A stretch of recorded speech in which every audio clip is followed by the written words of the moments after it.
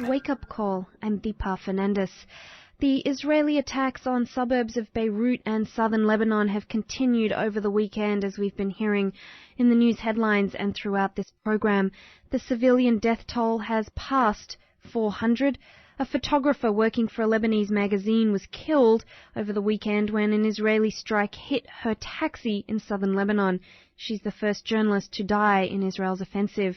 Meanwhile, Lebanese security officials say an Israeli missile struck a minibus carrying Lebanese fleeing a southern village, killing 3 and wounding 13. The United Nations humanitarian chief Jan Egeland said it's going to take more than $100 million to help the hundreds of thousands of Lebanese who've been hurt or displaced since Israel began bombing. Jan Egeland will today launch an international appeal for the next 3 months for contributions from the international community. Meanwhile, the World Health Organization raised its estimate of the number of people displaced in Lebanon to 600,000. The report by the UN's health agency also raised its estimate of the number of people killed to more than 350. We're joined right now by Professor Noam Chomsky. He's a professor of linguistics and philosophy at the Massachusetts Institute of Technology, and his latest book is called Failed States: The Abuse of Power and the Assault on Democracy.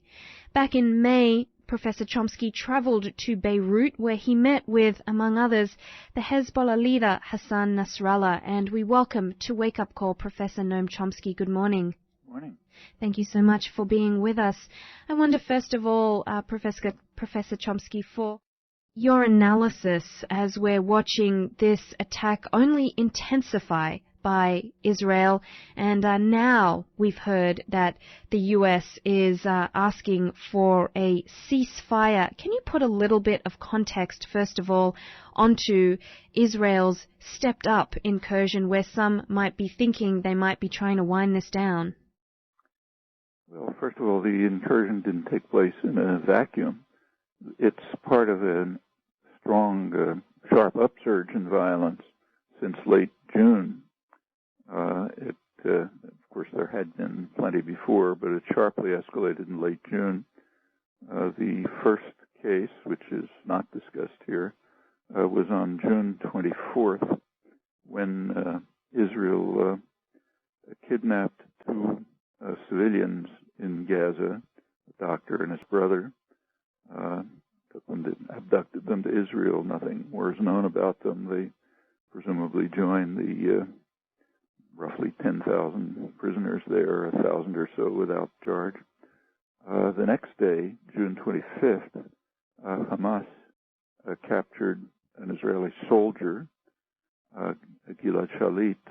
That was well known and set off a very sharp increase in Israeli attacks in Gaza. On July 12th, Hezbollah captured two Israeli soldiers at the border, and in the fighting, 8 others were killed, and that led to the invasion that we're now seeing. So there is, and in fact, it of course goes back further. A major change took place last January, when there was a free election in the Palestinian territories, and they elected Hamas. Israel and the United States immediately turned to severely punishing the Palestinian people for electing Hamas, and that is part of the background, cutting off supplies, funds, and so on. And a still more far-reaching part of the background are the Israeli annexation programs called Convergence that were announced in, I think, May, to take over large areas of the West Bank permanently. That's much of the valuable land and most of the resources, including water, and to cantonize the rest and imprison it essentially by taking over the Jordan Valley. We have to remember that Gaza and the West Bank are treated as a unit by the United States and Israel as well, and certainly by Palestinians in the world. So that's the general background. Then comes the question of why there is this vast attack against Lebanon, which is completely destroying southern Lebanon all the way up to Beirut, destroying infrastructure, hitting. Just a couple of days ago, they hit and destroyed the rather conservative television station in the Christian area of North Beirut, hitting hospitals. Well, you can read much of the destruction in the press. What's the point of all that? And we don't have documentary evidence from the United States and Israel. It's a joint attack. Israel using U.S. weapons, of course, which are being increased. There's an increased shipment of weapons to allow them to escalate the attack. Up until now, the U.S. has been alone in expediting the attack, not only expediting it, but trying to prevent a ceasefire. Maybe that's going to change. Their goal, presumably, is, first of all, to eliminate any conceivable deterrent from Lebanon in case the U.S. and Israel decide to attack Iran. There could have been a Lebanese deterrent for that. And it probably, as Condi Rice said, has to do with their conception of reshaping the Middle East. Doesn't mean bringing democracy. It means imposing obedient client states that are subordinate to U.S. power, with Israel being a kind of a military offshoot of the United States. And in the background are the threats, at least, maybe plans to attack Iran. They're kind of skirting Syria for good. I mean, a lot of charges about Syria, but presumably the U.S. and Israel are reluctant to see any kind of regime change in Syria, since the alternative, the likely alternative, or a likely alternative, would be an Islamic fundamentalist regime, which is the last thing they want. Syria has not reacted so far for many years, almost 40 years, to Israel's takeover of the Syrian Golan Heights and annexation of them, in fact, and violation of Security Council orders. And as long as it maintains quiet and stability while the U.S. and Israel go about their plans, there's little incentive to overthrow the government of Syria. I think these are some of the background factors. And I wonder if, while we're focusing right now so much on Lebanon, should we be separating Gaza and Lebanon? And what do you make of the calls in the press that actually Israel doesn't want to be fighting in both Gaza and Lebanon at the same time? Well, Israel would certainly prefer quiet in Gaza and the West Bank, which, again, remember, are a unit, while it persists in its programs of what they're calling convergence. The convergence programs have been described here as withdrawal, but that's extremely misleading. I mean, they're going to withdraw some scattered settlements that are unviable and bring them and converge them into the area that they're planning to annex, all in violation of any possible interpretation of international law, including the World Court. And that's very serious. What was called the Gaza Disengagement Plan was, in fact, a West Bank expansion plan. At the very same time that they announced withdrawal of about 8,000 settlers from what has become a complete hellhole in Gaza, they also simultaneously announced a sharp expansion of the West Bank settlements. And that's significant. The West Bank settlement programs, as I said, take over valuable land and most of the resources, particularly water, which is extremely valuable there, but also cantonize the rest. Look at the map, you see they break up the shrinking territories remaining to Palestinians. They break them up into unviable cantons, virtually separated from one another, all three virtually separated from whatever a little corner of Jerusalem is supposed to be left to Palestinians. and imprisoned because they're going to take over the Jordan Valley, which therefore, of course, airspace and any other access is controlled, and this means any land access to the outside is controlled. This is essentially the murder of Palestine. There's nothing left. That's the core of the convergence plan, Hitkonsut plan, which is disguised as withdrawal because, indeed, yes, there are some scattered settlements being converged into the annexed area. So, yeah, we shouldn't dissociate it. In fact, no one does.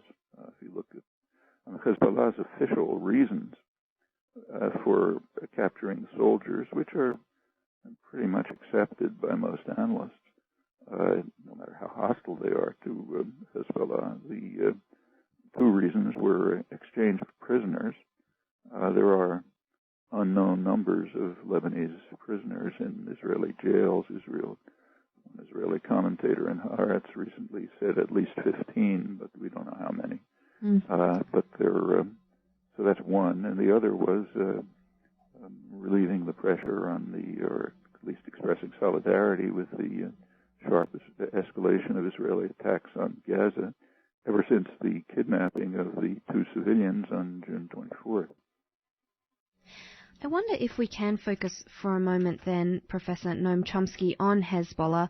You recently met with Hassan Nasrallah, Hezbollah's leader, and it seems like we only really have two options within which we can understand Hezbollah if we're to focus on media reports, and that's on the one hand either a terrorist operation or on the other hand freedom fighters. Well, that's really a question for the Lebanese to decide. Hezbollah is a major political force inside Lebanon. Hezbollah and its close ally Amal, which has approximately the same programs, constitute the Shia bloc in the parliament. There's a confessional system in Lebanon. Every so-called sect has a certain number of seats, and Hezbollah and its ally Amal have the Shiite seats. Hezbollah has agreed to be by far the most popular party in the south, with some support elsewhere as well.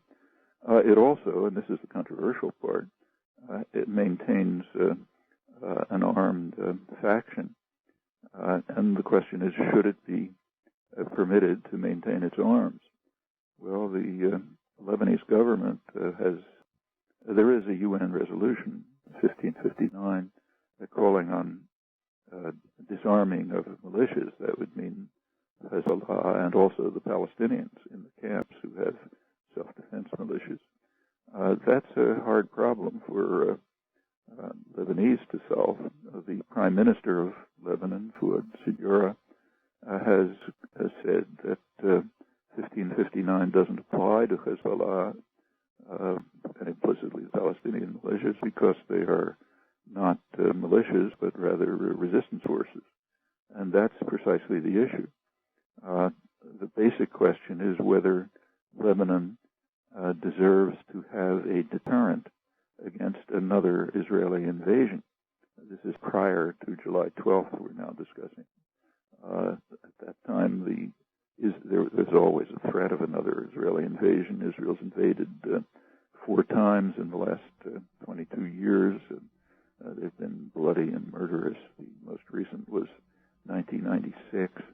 And Israel and the United States would say, well, that should be the Lebanese army, not Hezbollah. Right, except that no one takes that seriously. The Lebanese army is barely more than a small, large police force, and it doesn't even have a presence in southern Lebanon. No one believes that the Lebanese army could be a deterrent to anything.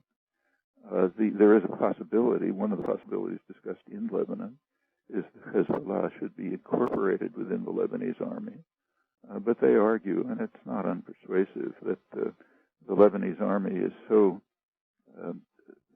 elements of it are so corrupt and so easily penetrable by Israel that if that were the case, Israel would know everything about what the army's doing. Remember, it's a complicated system in Lebanon. There is a section, mostly Christian Maronite section, which is not all of them, of course, but some, which have been closely allied to Israel. In fact, Israel in 1982, when it invaded, its Maronite state in Lebanon, which would be subordinate to Israel, and it did have forces there. The Phalangist forces that carried out the Sabra Shatila massacre under Israeli supervision were Lebanese, of course. So yes, it's an understandable concern. I mean, exactly how it should be dealt with. If there is to be a deterrent to Israeli invasion, it's hard to imagine an alternative to the guerrilla warfare that drove them out in the first place in 2000, and that's Hezbollah. So yes, that's a hard problem for Lebanese to deal with as long as the constant threat of Israeli invasion persists. And we should remember that those first of all, Israel occupied southern Lebanon in violation of Security Council resolutions for 22 years until they were driven out in 2000. But during that period, there were 4 further invasions, and they were very serious. The 1982 invasion was much worse than this. It practically destroyed southern Lebanon, including Beirut. The U.S. supported it. Finally, when the atrocities became too severe after about 2 months, Reagan sort of instructed Israel to back down, return to its so-called security zone, occupied southern Lebanon. And that there was another in 1993, which was very severe, and another in 1996, also severe. None of them had any credible pretext. The 1982 invasion was pretty openly taken to try to prevent Palestinian pressure for negotiations for a political settlement, which the U.S. and Israel didn't want. In fact, it was called a war for the West Bank. And there could be another. No one knows. I mean, Israel's overwhelmingly powerful. It has a superpower backing, can do basically what it wants.